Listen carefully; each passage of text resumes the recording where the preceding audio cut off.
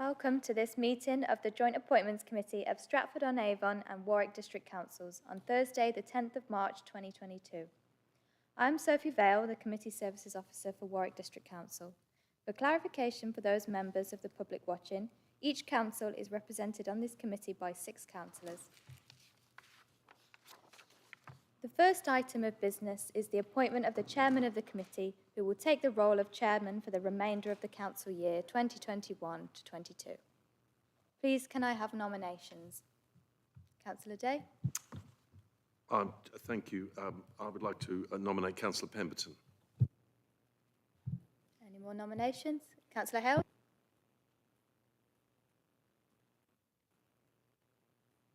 Can I take that to a vote, please? All those in favour of Councillor Pemberton being the chair?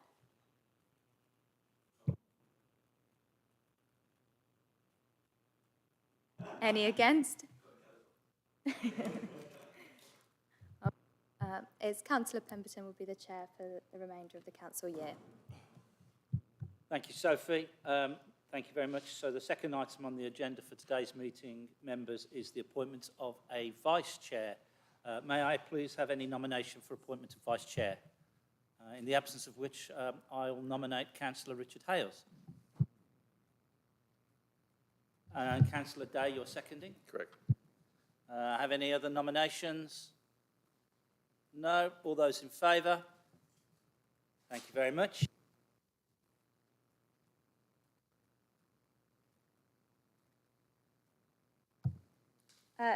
We have apologies from Councillor Barker, Councillor Fradgley and Councillor Jeffson, and Councillor Juned is substituting for Councillor Alcock.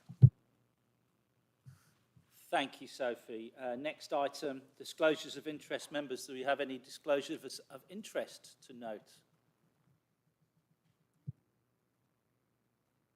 Next item is item 5, terms of reference. Yeah, those are for noting. Members, are we all comfortable with those for noting? Councillor Davison, you have a comment? Yes, I'm trying to get in before Councillor Harvey and noting that the apostrophes seem a bit wayward. Oh, kill me now. Pedants of the world unite. Thank you, Councillor Davison. You may indeed, Graham, if you're going to trump the apostrophe. Chair, I'm not going to argue the question over the apostrophes. For those you recall, the 2 employment committees both delegated the grammatical changes to the leader, well, the chairman of both committees. Those changes are with them for consideration and they haven't responded as yet. The deadline for comments is tomorrow. So that's why. So we've had to publish the version which was agreed at committees rather than the corrected grammatical version. That will be coming to you. And for the avoidance of doubt moving forward, your chair is a simple Brummy boy, so live with it. Councillor Harvey. Question. I wasn't going to mention the apostrophes. Leave them up to my elders and betters. Paragraph 4. This is, if somebody could provide some clarification. The sentence which reads, however, where the constitution of the joint committee is silent on an issue, the constitution of each respective council would take precedence. Now, I'm sure this is an obtuse provision, and it won't happen in practice, but where a point of difference arises and you have to refer to the 2 separate constitutions and those constitutions take precedence, if they say different things on a topic, the point at issue, how does one resolve that problem? Or is there a problem? Thank you for the conundrum. Graham. I'm so pleased that Councillor Harvey's not only read the document, but raised this question, because it's one I've been debating this afternoon. And the perfect example of that is the substitution arrangements for this very committee, because the Constitution is silent on substitutes for this committee. So you defer back to the arrangements for the respective councils and how those substitutes are appointed and the timeline for appointing. So it's more you look back at the respective parts on substitutes. If there was an example, which I don't think there is from the work that Mr. Grafton and I did, in terms of a conflict, so one potential conflict could be the call-in process of decisions for the joint cabinet, because this constitution covers the joint cabinet. then it's how that respective council deals with it. That is one of the pieces of work that Mr Grafton, as Head of Law and Governance, and I are working through as we build up the joint constitution between the two authorities to make the other two constitutions be the same as well. So. Take it, the answer to that is work in progress. Thank you. Thank you, Councillor Harvey. Item 6 on today's agenda, Subcommittee for the Appointment of Joint Head of Financial Services. I understand, Graham, you'd like to make a couple of points on that matter? Yeah, thank you, Chair. There are 2 points on this one I'd like to make. The first one is that the intention would be for this subcommittee to meet on the afternoon of the 26th of April at 2 o'clock and the 3rd of May all day. The 26th of April in the afternoon is for the shortlisting at 2 o'clock, and the 3rd of May will be for the interviews. The other point I'd like to make on this comes back to Councillor Harvey again. And I've sought clarification on this with colleagues, and we would like to propose that you provide dispensation to Councillor Harvey not to attend the shortlisting, but can still attend the interviews, which is away from the scope you've just noted, but we're comfortable with that procedure as an exception in this instance. Thank you, Graham.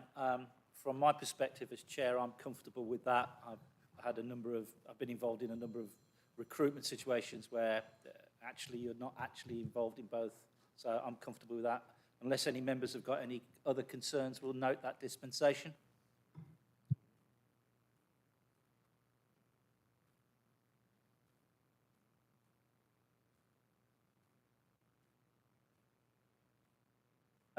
Councillor Dagg, do you have 3 members that you're putting forward as far as the from Warwick in terms of this particular role? Yes, Chairman, I've advised committee services and I'll therefore defer to Mr Leach for those details. But if I have to stumble, I could probably remake my homework. I'll let you off this time, Councillor Dagg, and Councillor Jefferson has done likewise. So, Graham, would you like to confirm the 6 members, 3 from each authority, for the appointment of a joint head of financial services, bracket, section 151 officer, close bracket? You'll have to give me a moment, they're on the computer, I haven't opened it. I think I can remember, Chairman, if it's helpful, as the Finance Subcommittee panel, that would be Councillor Falp, Councillor Hales and Councillor Nichols. So far as the joint head of development, that would be myself, Councillor Davidson and Councillor Bode, who's not present. I hope my homework's being marked correctly, Mr Leach. So my understanding is that from Councillor Jefferson, it'll be Councillors Jefferson, Harvey and myself for the finance officer. So those are agreed.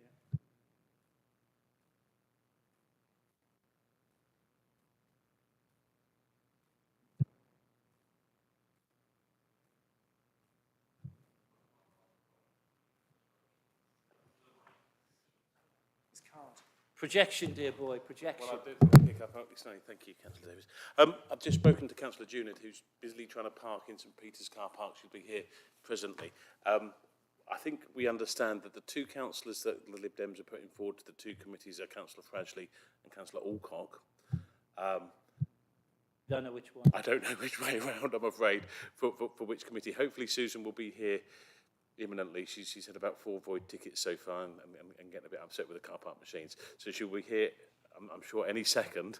And I promise her she won't get a ticket from Warwick District Council, just leave the car and come. Hopefully we can clarify that point in a short while. Okay, so I think, yeah, that's fine. So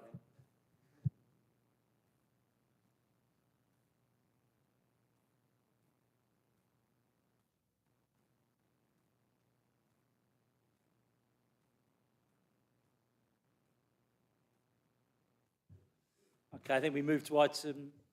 Are we going to await Councillor Junid to clarify? I think we probably should, as she's made the journey across. Otherwise, we'll get to the end of this meeting and she won't have had the opportunity to confirm her input. Thank you. We'll just take it. Of course, Councillor Nichols. It's about not about the memberships, but about the method. And it does seem to me, looking at the makeup of these panels, which I'm sure has got real expertise on it, is that we do need to be really sure that we have fulfilled kind of our equality and diversity responsibilities in terms of how we look for candidates, how we longlist, shortlist, and then interview them, because you know, we're not terribly diverse councils. So I do hope that I don't know how this is going to be run. Is this being run from HR from Warwick or Stratford or jointly? Because I think I've got some views about how we need to ensure that we see at shortlisting stage all of the names that have come forward, whether through advertisement or by search, and actually so that we have a view about the kind of the full data and the kind of the cohort. I'm going to bring Graham in, but I am going to observe I'm not particularly comfortable with elected members in terms of should they start to be sifting on a diversity. I think that's absolutely in the purview of HR and officers. I think we understand the process. I'm not comfortable with elected members starting to. I'm certainly not trained in that kind of understanding and movement around diversity. I think that element to ensure that those who are on the shortlist, we've met all our obligations as far as diversity and equality are concerned.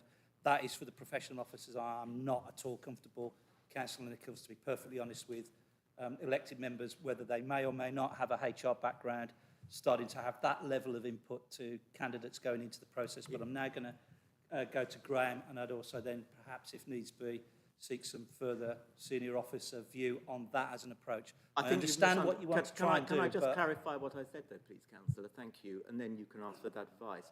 I think we should see the data about who has applied, whether by advertisement or search, and we see that by diversity characteristics, and that would be perfectly normal in the world that I come from. So you are sure that actually there's been a proper search and that we actually see what those characteristics are.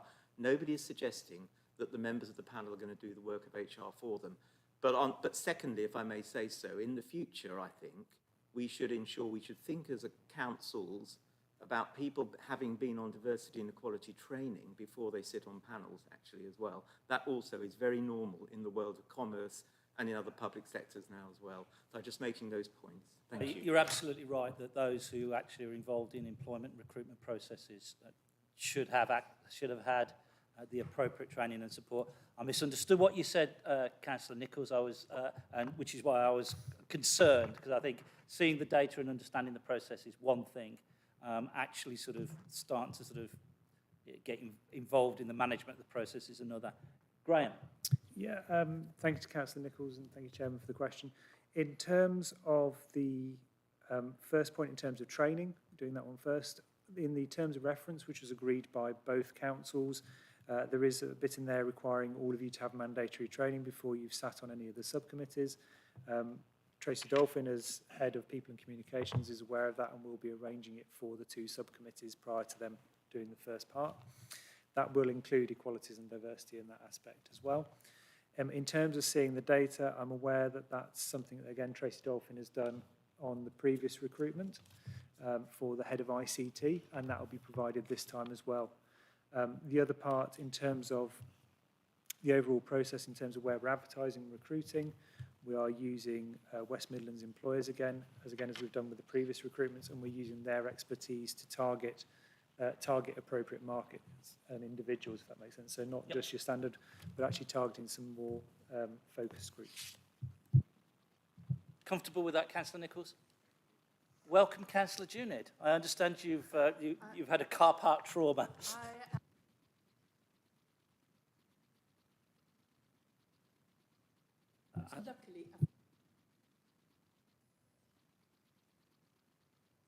Luckily, she had booked.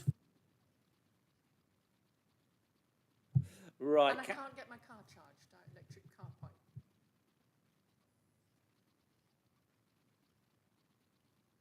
Well, welcome, Councillor Junid. You come at an opportune moment in the proceedings, as I'm not usually late. We need to establish from your group the representative on the subcommittee for the appointment of the joint head of financial services.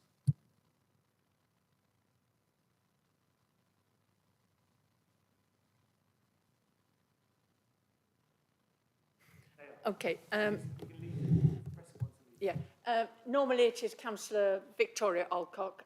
She gives her apologies today because her husband tested positive for COVID-19 this afternoon. She'll be normally on it. Thank you. So that's established the subcommittee for the joint head of financial services. Item 7 on the agenda is the subcommittee for the appointment of the joint head of development. And I will spare Councillor Day's blushes. Graham, would you like to confirm the names that you have so far, please? I do. First of all, I'll say is for the subcommittee for this appointment, the shortlisting will be on the afternoon, the 26th of April at 4 o'clock, and the interviews will be all day on the 11th of May. The members I have so far are Councillor Day, Councillor Bode, and Councillor Davison. I believe yourself as well, Chairman. So I need another one from your group and one from Councillor Junit. Councillor Junit. Yes, normally I think it's either a choice between Councillor Cleave or Councillor Alcock, I believe, from my group. And I think Councillor Alcock has already indicated that she is free. Councillor Day. Chairman, just to confirm, the date for the appointment day is the 11th of May. Is that correct, Mr. Leach? Thank you. So are you still...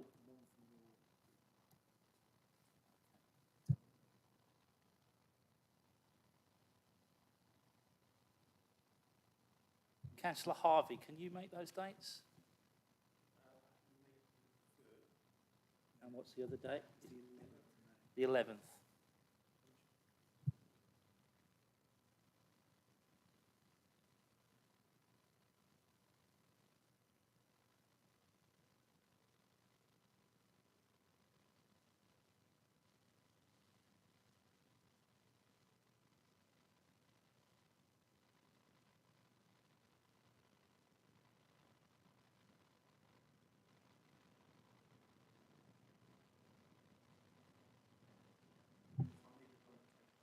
Thank you, Councillor Harvey.